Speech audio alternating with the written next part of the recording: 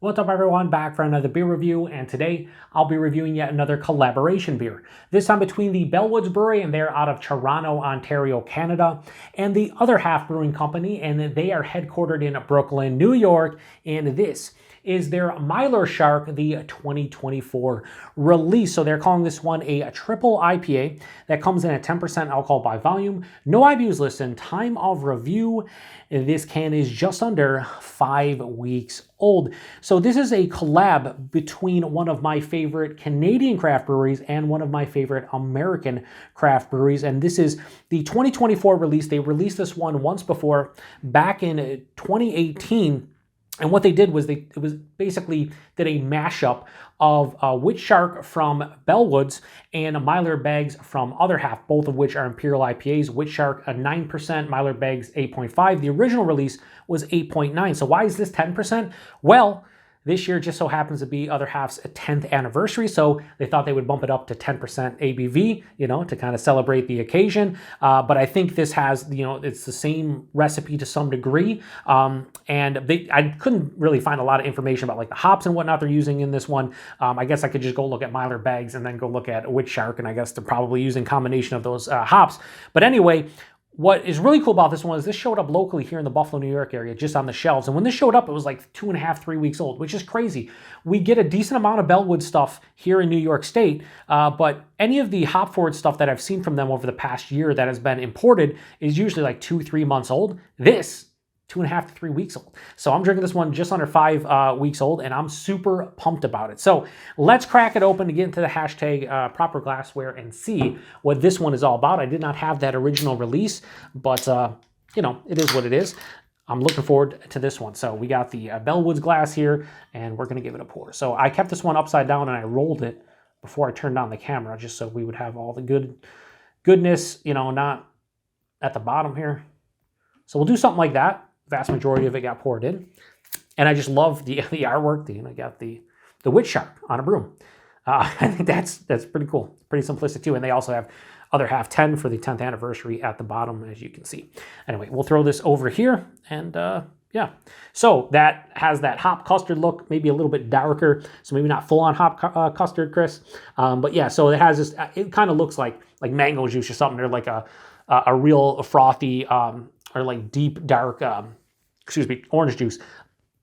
Has just under a finger of an off-white, creamy-looking head. Super murky and turbid. The turbidity is true to roof. Hold it up to the light, you can't see through it. Yeah, it looks really nice. And in the hashtag proper glassware, I'd say it looks damn nice. I always like this glass. This glass is one of the most sturdy. It's so thick. It's ridiculous. Like, I don't ever have, this is like a weapon, right? This isn't even like a glass. It weighs like 8 pounds. It's insane. Anyway. Let's get into those. Wow. It smells like a treehouse beer. There is so much fucking bubble gum. What is happening? I think that actually went away this year, or is going to, I guess, or maybe last year, and maybe this year it's going away, but like the fruit stripe gum, that's kind of what I'm getting. So it's like, it has a lot of different fruity characteristics, but it's definitely bubble gum. Like, there's mango, there's pineapple, there's a lot of citrus. There's like lemon, lime, and like orange, and like candied grapefruit and tangerine. But yeah, for sure, mango and pineapple off the rip. Maybe even a little bit of passion fruit. It's bubblegummy. It smells like, I'm drinking this one just under 5 weeks old. It has a little bit of that, like, this smells like it's going to be, a little bit too green on the palate, hop burn per se. It definitely smells super fresh and just like a shit ton of hops packed into here. I'm hoping that it doesn't have hop burn. It's not too astringent on the palate. There's a nice like dank herbaceousness as well. Oh, this smells fucking dynamite. Yeah, I'm one of probably the few beer tubers that you'll hear like bubblegum from like an IPA. Even with the Treehouse, I only get it occasionally in their stuff. But this is just pure on bubblegum to me. Like, that yeast is crazy. Anyway, let's get into it. Cheers, everybody.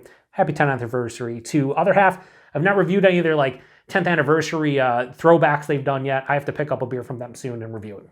Anyway, cheers. I'm gonna say on the nose, I forgot this is 10%. I can't even, this is wild. This is not 10%. There's no fucking way this is 10%. Nah, Nah, nah, nope.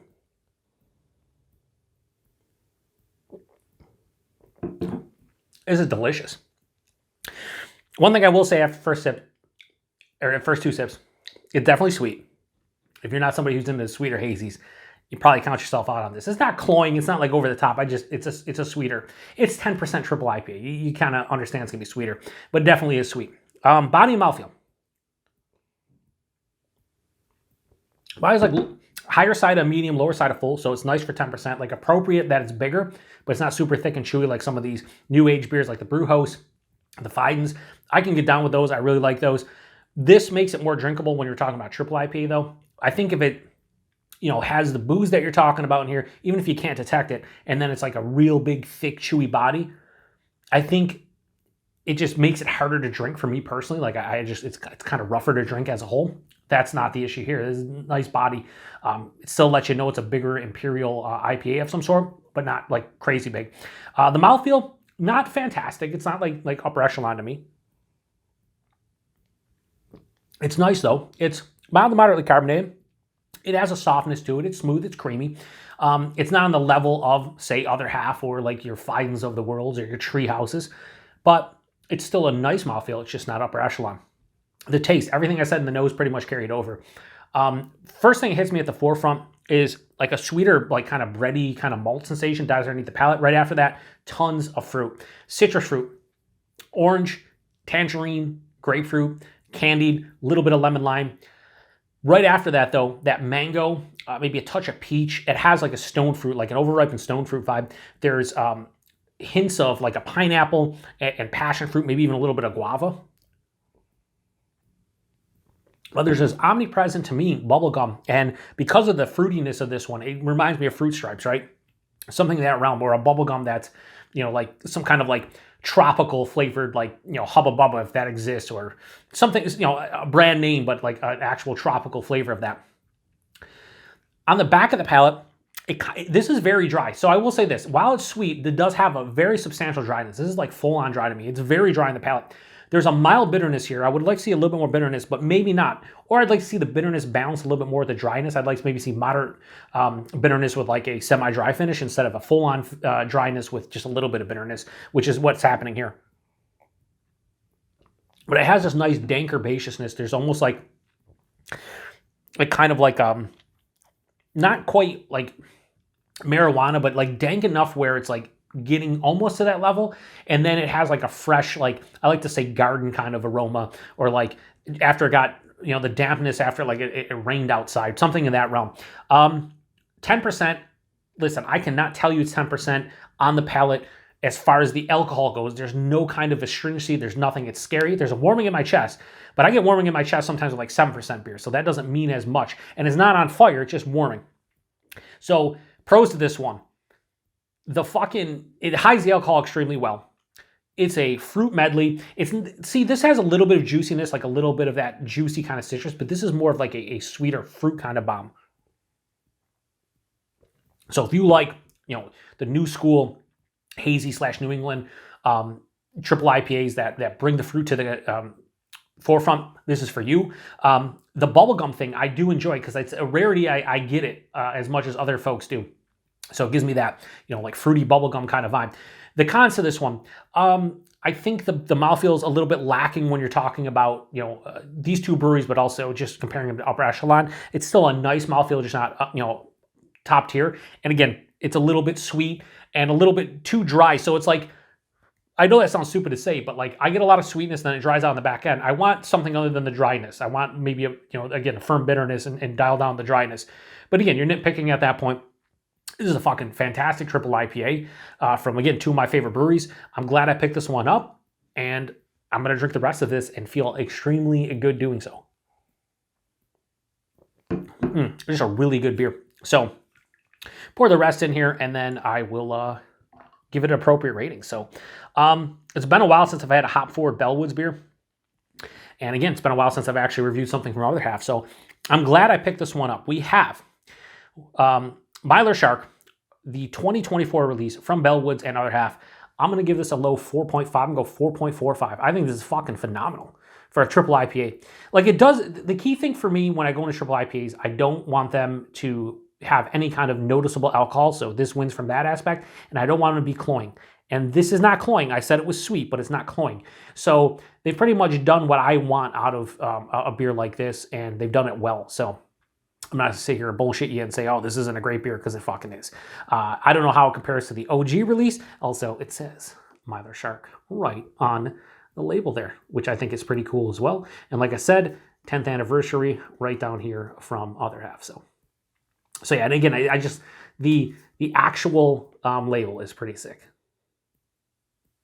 Anyway, price point availability. I paid $6.99 for this can, so $7 a can, right? I looked on their website. Remember, Bellwoods in Toronto, Ontario, Canada. The Canadian dollar to USD, I think, is about, I think $1 Canadian is about 75 cents American right now, something in that realm.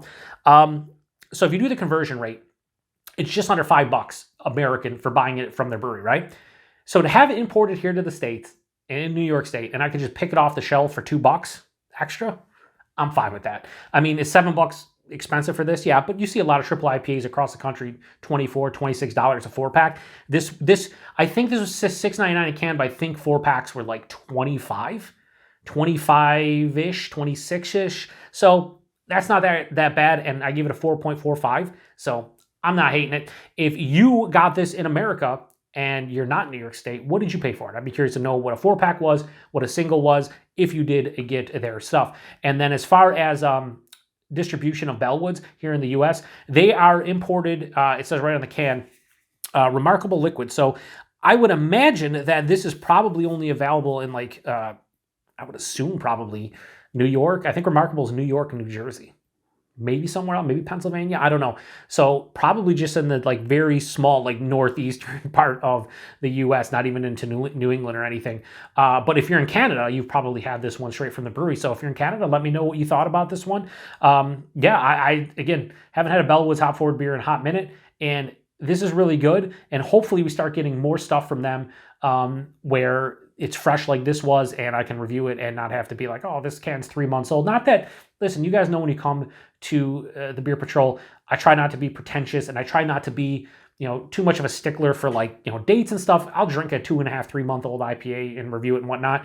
But if something shows up fresh and it's already 3 months old, I don't want to pay full price for it. You know what I mean? Like, that's ridiculous. So the fact that some of their stuff was showing up as 2.5, 3 months old, I wasn't going to charge a premium for it, or pay a premium for it. So I would definitely buy this like I did when I picked this one up. It was like 3.5, 4 weeks old. Yeah, all day, every day. So anyway, I'm going to shut this one down. It was a long one. Awesome collaboration. If you can get your hands on it, definitely do so. Post in the comment section if you've had this one before. Appreciate everybody stopping by for another beer review here on the Beer Patrol. To the next one.